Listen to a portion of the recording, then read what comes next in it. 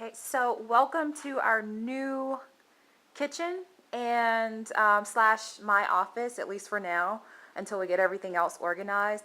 But I wanted to basically show you guys around and let you see how we're trying to get organized. This is our spice cabinet.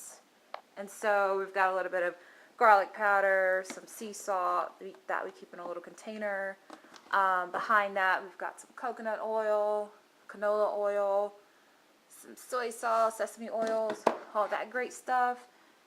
And then up here, we've got all the spiciness, the red peppers, paprika, some jerk seasoning.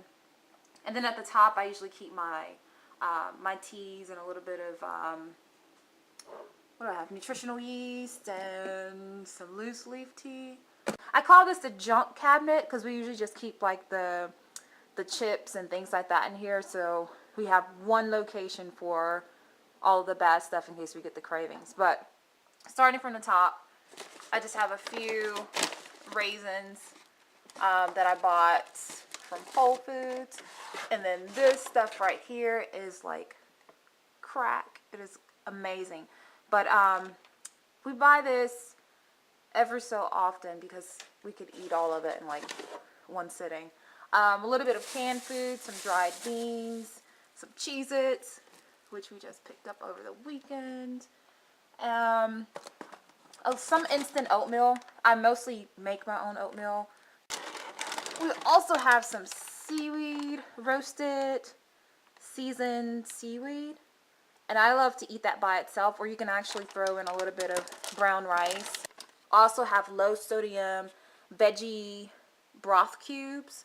And I find that this is usually cheaper than buying it in the can. I keep dates in the house because I like to use these as a sweetener for different baked goods. But it's also really good to make a really simple chocolate vegan pudding. I just bought this huge bag of quinoa, so I don't have to run out every week and buy more. I'll have this for a while. Also keep hemp heart seeds. And this is really good to put on oatmeal. You can put it in smoothies. You can put it on anything. Some good stuff. I have a little bit of gnocchi that I haven't made yet. But I love this stuff whenever I'm craving a little bit of potatoes other than french fries. I don't really use this stuff as much as I used to, mainly because I'm not baking as often. But I do have a little bit of quinoa flour. I keep my coconut palm sugar in there. Coconut sugar is good because it has a low glycemic index, but nonetheless it's still sugar. And then I also have a bit of unsweetened coconut. And then I have unsweetened cocoa powder. I use this in my smoothies for baking. I also use that for making that simple vegan pudding I was just talking about. So that's some good stuff. Also, it's pretty cool to keep, 80% dark chocolate or a little bit of snacking around the house. Not too much. Raisin bread, some cereal that we eat every once in a while. And here we go. The refrigerator. So we keep a lot of eggs in the house. Eggs here, eggs there, eggs there. They're almost gone. For the most part, I think we do pretty well. Let me just give you an overall shot. I'll try to. I think we do pretty well as far as some of the foods that we bring in the house, most of them. Also have some mushrooms, some edamame, some vegan veggie burgers, which have, I think I've used this in another video of making veggie burger wraps. And over here we got a little bit of spinach artichoke dip. And then below that we have a store-bought roasted chicken. And that's really good for quick meals if you don't really feel like cooking things. Also have a little bit of salsa, fresh salsa there. I mix that in with black beans. And then here we have some 100% whole wheat tortilla flats, some dairy. I also have some organic soy tempeh, and then some tomatoes. Oh, and then I have pure almond silk milk. Actually, you can see it closer right here. We have that good stuff. I use that for my smoothies, my cereal. Same thing. Anything that you would use for milk, I use that for. Some Brussels sprouts, some filtered water.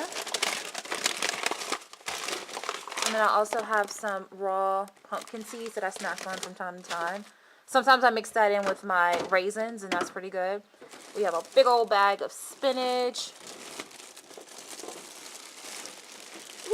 And underneath, we've got some sandwich thins. And I really like those because sometimes if you don't want to load up on a bunch of bread, those are really good options. And it's like 100 calories per bun. And it's really good with hamburgers. And then down here at the bottom, mystery bag. Oh, we've got chicken in there and a big old bag of baby carrots. And then on the side over here, I mean, we still have some grocery shopping to do.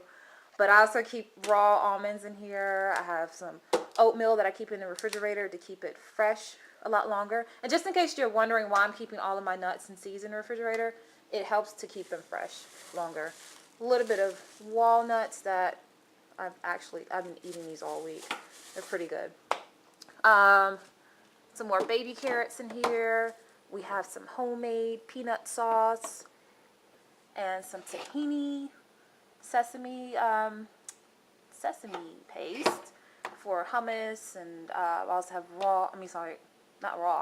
roasted almond butter, some preserves, some unsalted butter that I use for mostly baking. And then the final thing we have here, frozen bananas. I always keep frozen banana pieces in here. I'll take a banana and divide it up into 6 different pieces. And then that way I always have banana cubes for smoothies right there.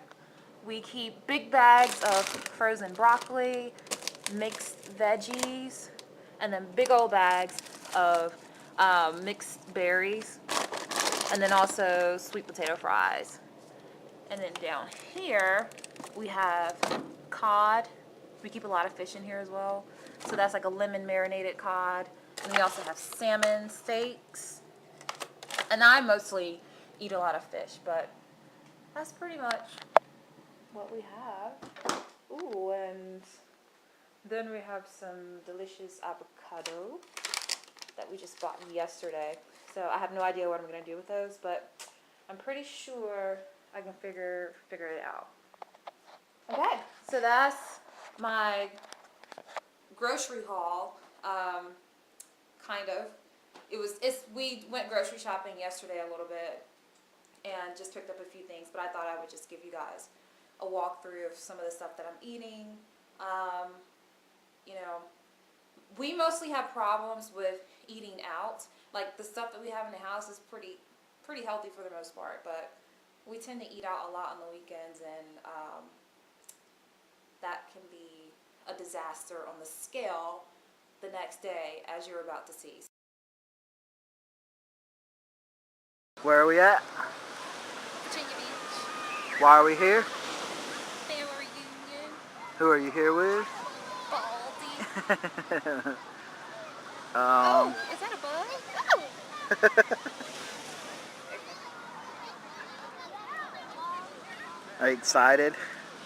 What are we gonna do tonight? Stinky leg. No. We got it. What is it called? A ball? We're having a black and white dance ball or something. The ball. Yep. Lots of food and dressing up and dancing and All things I hate except the food part. yeah.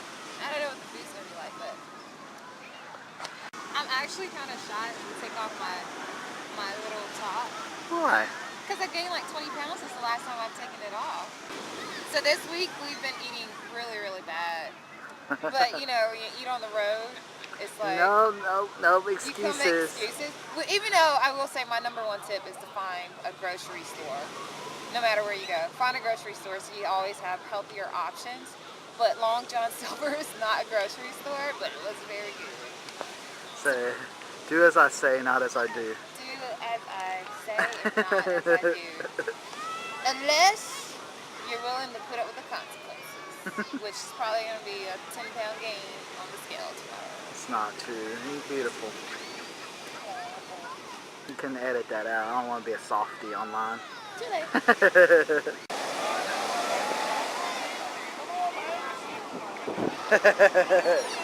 It's cold again.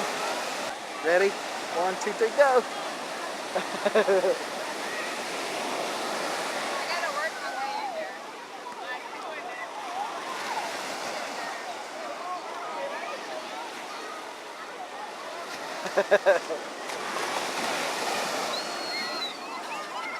So here's what happens after a weekend of straight up eating bad.